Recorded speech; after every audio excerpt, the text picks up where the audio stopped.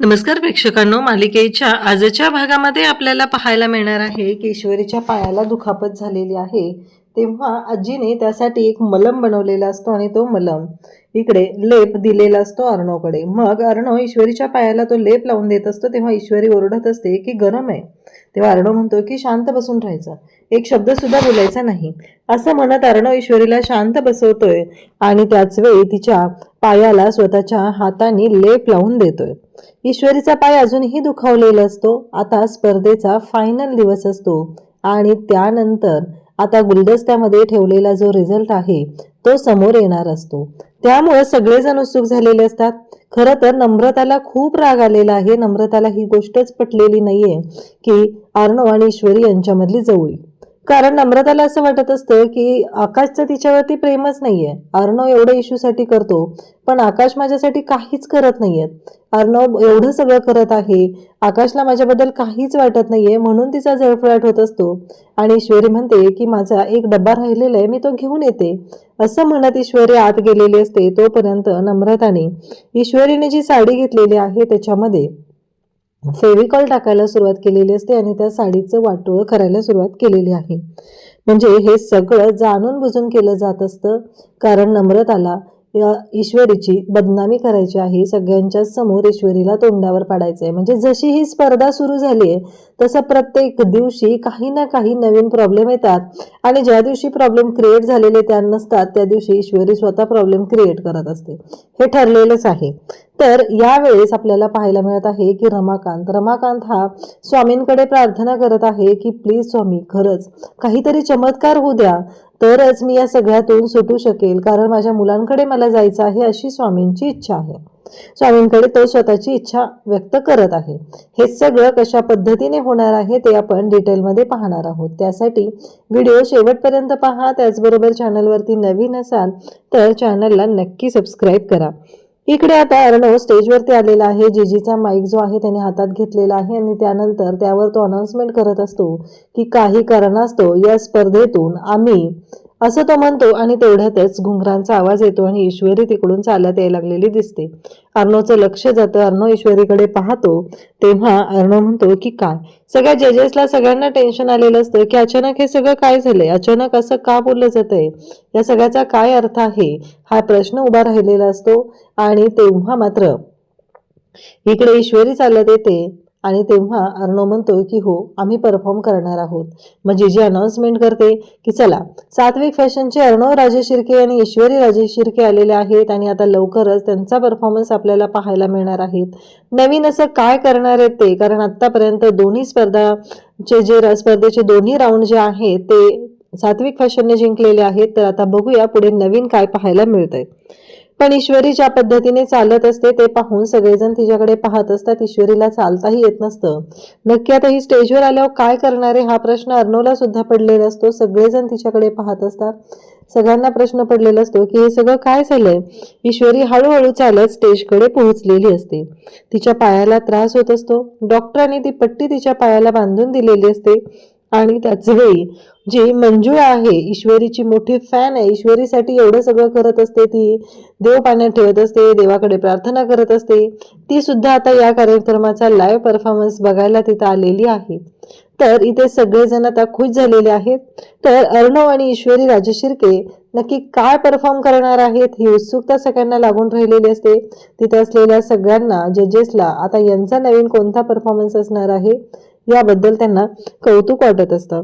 ईश्वरी आता स्टेजवर आलेली असते तेव्हा दामिनीचं तोंड मात्र पाहण्यासारखं झालेलं असतं, कारण दामिनीने आणि वल्लरीने इतके कांड केलेले आहेत तरीही ही ईश्वरी स्टेजवर पोहोचलीच कशी, हा मोठा प्रश्न दामिनीच्या पुढे उभा राहिलेला असतो।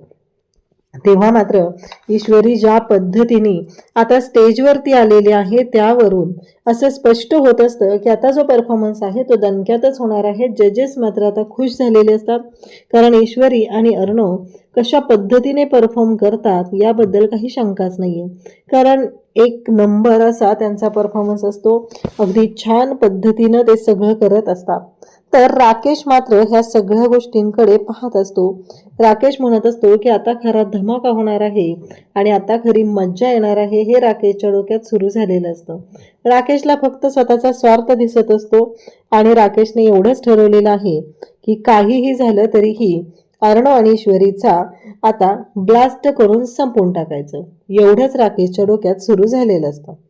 त्यावेळेस मात्र इकडे अर्णव आणि ईश्वरी ज्या पद्धतीने हे सगळं करत आहेत ते पाहून कोणालाही विश्वास बसणार नाहीये की काही वेळापूर्वी ईश्वरीच्या पायाला एवढी मोठी दुखापत झालेली होती, याबद्दल कोणाला खरंच कळणार पण नाहीये. अशा पद्धतीचा हा परफॉर्मन्स तिथे पाहायला मिळत असतो. त्याचवेळी वल्लरीला खूप आनंद झालेला असतो.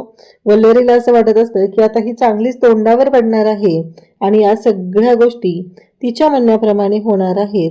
हे सगळं जेव्हा घडत असतं तेव्हा मात्र इकडे ईश्वरीने डान्स सुरू केलेला असतो आणि त्याच वेळी अर्णवने स्केच काढायला सुद्धा सुरुवात केलेली असते.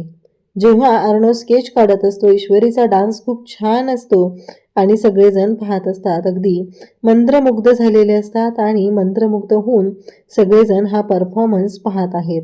त्याच वेळेस इकडे पाहायला मिळतं ते म्हणजे काहीही झालं तरीही दामिनीचं तोंड मात्र पाहण्यासारखं झालेलं आहे.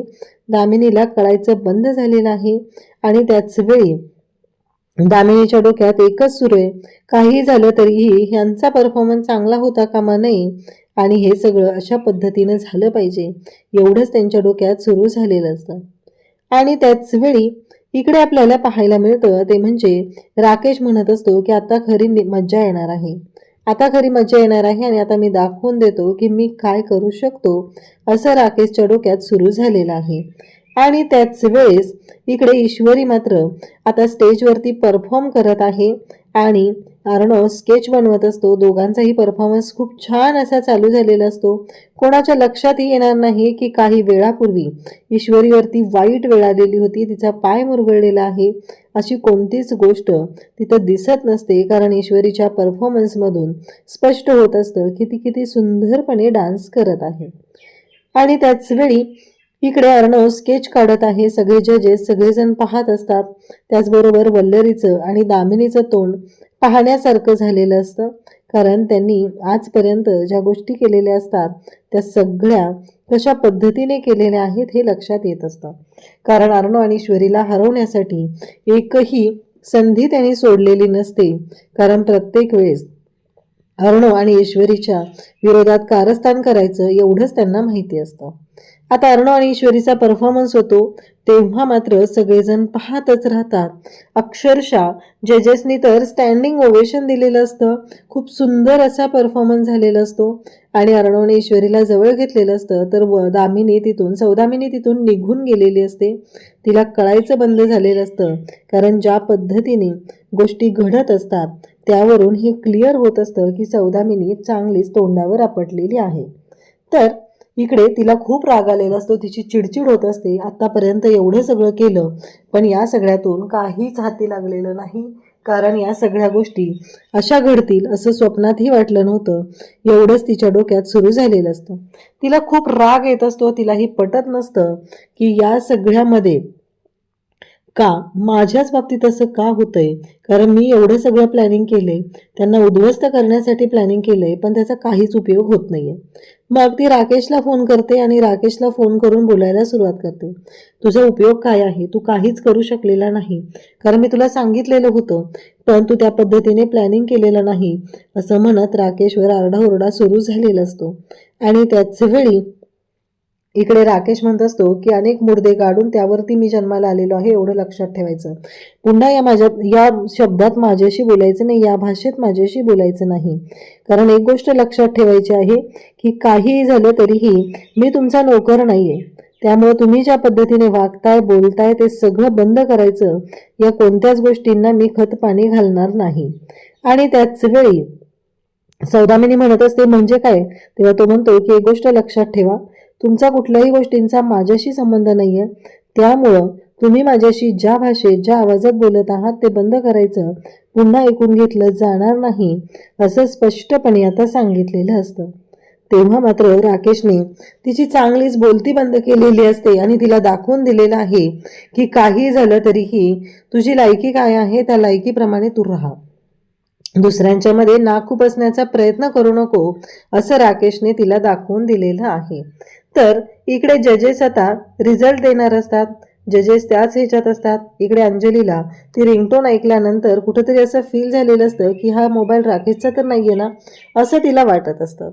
आणि त्याच वेळेस इकडे पाहायला मिळतं की या सगळ्या गोष्टी जेव्हा चालू असतात तेव्हा जीजी सांगते की आपण सांगितल्याप्रमाणे आत्ताचा जो रिझल्ट आहे तो तुमच्या सर्वांच्या समोर लगेच सांगितला जाणार नाही, तर तो एका एन्व्हलपमध्ये ठेवला जाणार आहे आणि त्यानंतर ते एन्व्हलप उघडलं जाणार आहे आणि मग सर्वांच्या समोर रिझल्ट येणार आहे असं सांगितलं जात असतं. तेव्हा मात्र अर्णव ईश्वरी स्टेजवरती असतात आणि खरंच अर्णव ईश्वरीने कमाल केलेली आहे, खूप सुंदर असा परफॉर्मन्स दिलेला आहे असं म्हणत ती अर्णव ईश्वरीचं कौतुक करू लागते. त्याचबरोबर इकडे पाहायला मिळतं ते म्हणजे अर्णव आणि ईश्वरीने खरंच खूप सुंदर परफॉर्मन्स दिलेला असतो आणि तयार होऊन आता ते निघालेले असतात, कारण उद्या रिझल्ट असणार असतो. या स्पर्धेचा नक्की काय रिझल्ट लागणार आहे, कोणी बाजी मारलेली आहे, कारण अर्णव ईश्वरीच्या तोडीस तोड परफॉर्मन्स हा नम्रता आणि आकाशने सुद्धा दिलेला आहे. अर्णव म्हणत असतो की तुम्ही सगळेजण पुढे व्हा आणि मी हिला घेऊन जातो हॉस्पिटलमध्ये, कारण गरजेचं आहे, तिच्या पायाला जास्त दुखापत झालेली आहे. तेव्हा अंजली आणि मामा म्हणत असतात की हो चालेल. ते दोघंही म्हणत असतात की घेऊन जा तिला हॉस्पिटलमध्ये. पण ईश्वरीचा हट्टीपणा काही करून हे सगळं जेव्हा घडत असतं तेव्हा मात्र ईश्वरीचा हट्टीपणा काही केल्या कमी होत नसतो. आणि त्याच वेळी ईश्वरी म्हणत असते की नाही, मला नाही यायचंय, मी नाही येणार आहे असं ईश्वरी सांगत असते. मला बरं वाटतंय, मी चालून दाखवते.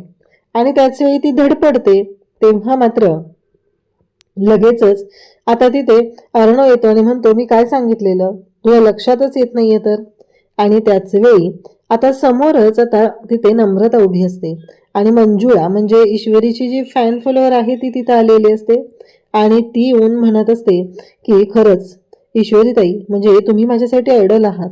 आजपर्यंत मी खरं तर तुमच्याकडे पाहून शिकले. एवढ्या सगळ्या संकटातून, एवढ्या सगळ्यातून जेव्हा तुम्ही बाहेर पडत होता, सगळ्यातून मार्ग काढत होता, ते मात्र पाहण्यासारखं आहे. कारण आत्तापर्यंत ज्या पद्धतीने गोष्टी घडत होत्या त्या प्रत्येक संकटावर तुम्ही मात केलेली आहे आणि मी तुमच्यासाठी काहीतरी आणलंय असं म्हणत तिने गजरा आणलेला असतो आणि तो गजरा ती ईश्वरीला देते. तेव्हा मात्र नम्रता आणि वल्लरी पाठीमागच्या बाजूला उभे असतात. वल्लरी म्हणते बघितलंस का, नम्रता म्हणते झालं, इथं पण कौतुक, बाहेर पण कौतुक आणि घरी पण हिचंच कौतुक. कारण जी व्यक्ती निर्मळपणे अगदी प्रामाणिकपणे काम करते त्या व्यक्तीचं कौतुक होणारच ना. कारण नम्रता काय करते, प्रत्येक वेळेस ईश्वरीच्या प्रॉब्लेममध्ये खोडा घालण्याचं काम करते. खरं तर ईश्वरीचा प्रॉब्लेम हा नम्रताने स्वतःचा प्रॉब्लेम समजून जर ईश्वरीला मदत केली असती तर ऑब्विसली इकडे नम्रताचं सुद्धा कौतुक झालं असतं. पण नम्रताला ते नकोच आहे. नम्रताला मात्र काय हवंय, तर मला माझ्या स्वतःचं काहीतरी हवंय. या नादामध्ये नम्रताने स्वतःच्याच पायावरती धोंडा मारून घेतलेला आहे.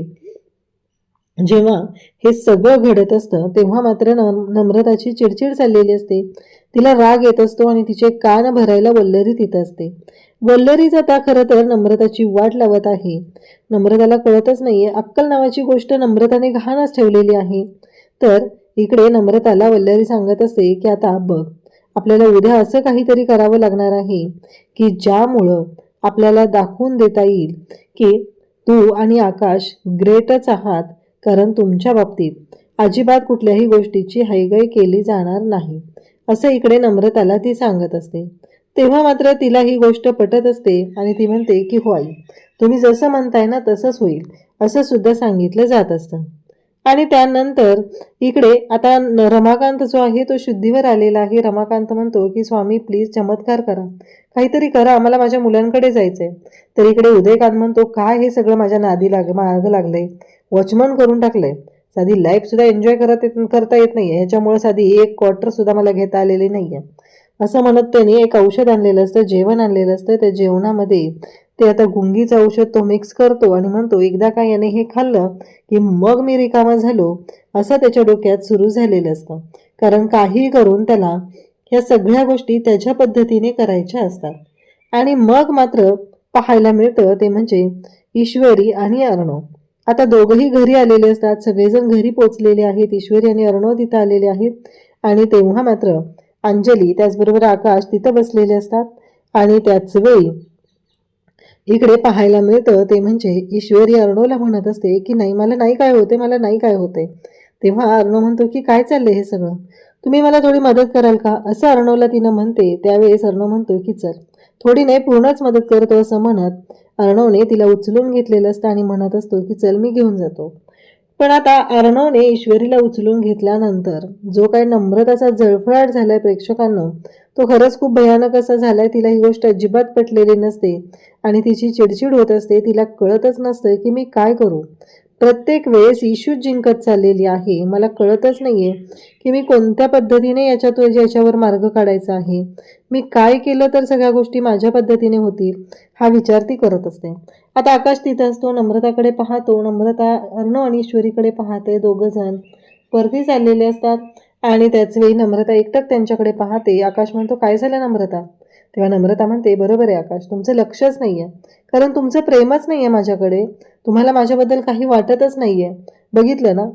तर अर्णवला पाहून आकाशकडे ती बोलत आहे. ते पाहून आकाश म्हणतो काय चाललंय तुझं हे सगळं, म्हणजे तुला कळतंय का, तू काय बोलतेयस, काय वागतेय, याचे परिणाम काय होणार आहेत, या कोणत्या तरी गोष्टींचा तू विचार केलायस का, असं आकाश तिला बोलत असतो. तेव्हा मात्र नम्रता म्हणत असते मी काही चुकीचं बोललेले नाहीये, तुमचं मुळात लक्षच नाहीये, तुम्हाला देणं घेणंच नाहीये, कारण तुम्हाला फक्त तुमचं पडलेलं आहे. आणि त्याचबरोबर हे सगळं जेव्हा घडत असतं तेव्हा मात्र इकडे आकाश डोक्याला हात लावून बसतो. आणि त्याचबरोबर हे सगळं जेव्हा चालू झालेलं आहे तेव्हा मात्र आकाश विचार करत आहे की काय करायचं, कारण ह्या नम्रताला प्रत्येक वेळेस बरोबरीच करायची आहे आणि त्यांच्यासोबतच बरोबरी करायची आहे, याचा त्रास मात्र आकाशला होत असतो. इकडे आकाश म्हणत असतो की नाही, या सगळ्या गोष्टी थांबायला हवेत. इकडे राकेश म्हणतो की आज काहीच उपयोग झालेला नाहीये. खरंच काय दिसत होती माझी इंदोरी जिलेबी, मी आज नाही करू शकलो ह्याचा ब्लास्ट. खरं तर त्या चिंटुकल्याला मला संपवायचं होतं, पण नाही होऊ शकलं हे माझ्याकडून, असं म्हणत आता हे सगळं जेव्हा घडत असतं तेव्हा मात्र राकेश आता खूपच चिडलेला असतो. तो म्हणत असतो नाही, उद्या तर मी करणारच आहे, असं म्हणत तो बॉम्ब हातात घेऊन बसलाय, दारू पित असतो. तो म्हणत असतो की काहीही झालं तरीही या सगळ्या गोष्टी ज्या आहेत ना, मी ठरवलेल्या आहेत तशाच होणार आहेत. कारण एकदा का इंदोरी जिलेबी माझी नाही झाली, त्या चिंटुकल्याच्या फोटोला हार घातला आणि इंदोरी जिलेबी माझी नाही झाली की मग मात्र मी एक गोष्ट करणार आहे, आणि ती म्हणजे काहीही झालं तरीही चिंटुकल्याच्या पाठोपाठ त्या इंदोरी जिलेबीला सुद्धा ढगात पाठवणारे तिच्या सुद्धा फोटोला हार घालणार आहे. उद्याच्या भागात आपल्याला पाहायला मिळतं की अर्णव आणि ईश्वरी आता दोघंही बसलेले असतात. अर्णवने लेप आणलेला आहे आणि ईश्वरीच्या पायाला लावत असतो. ईश्वरीला ही गोष्ट काही थोडीशी खटकते आणि तिला वाटत असते की नको, सरांनी कशाला माझ्या पायाला हात लावायचा, असं तिच्या डोक्यात चाललेलं असतं. म्हणून ती अर्णवला थांबवण्याचा प्रयत्न करते. अर्णव तिला म्हणत असतो की बस, आवाज बंद, एकदम चूप बसायचं, अजिबात बोलायचं नाही, असं जेव्हा सांगितलं जातं. आणि तेव्हा मात्र ईश्वरी म्हणत असते काय चाललंय हे सगळं. आणि त्याच वेळी या सगळ्या गोष्टी घडत असतात. आणि त्याच वेळी हे सगळं जेव्हा घडत आहे नेमकं त्याच वेळी अर्णव सांगतो की हे बघ मी सिंदूर, शांत हो, अजिबात काही बोलू नको. आता दुसऱ्या दिवशी परत सगळे स्पर्धेला जायला निघालेले असतात, सगळ्यांची तयारी झालेली असते. आणि मग इकडे आजी म्हणत असते की हे बघ इशू, काही झालं तरी तू सगळ्यांची किती काळजी घेतेस, सगळ्यांसाठी किती करतेस, सगळ्यांचा एवढा विचार करतेस, असं म्हणत आजी कौतुक करत असतात. नम्रताला मात्र याच गोष्टीचा खूप राग आलेला असतो. आणि नम्रता म्हणत असते की नाही, ह्या इशूचं हे कौतुक थांबलेच पाहिजे.